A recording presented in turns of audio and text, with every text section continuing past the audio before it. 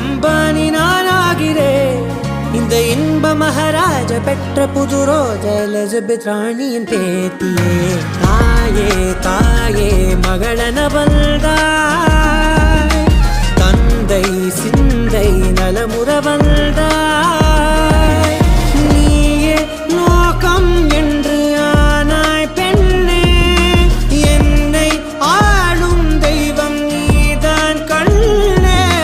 பெற்றது நானா இல்லை உன் மகனே நானம்மா. தாயே தாயே மகளன வந்தாய், தந்தை சிந்தை நலமுற வந்தாய்.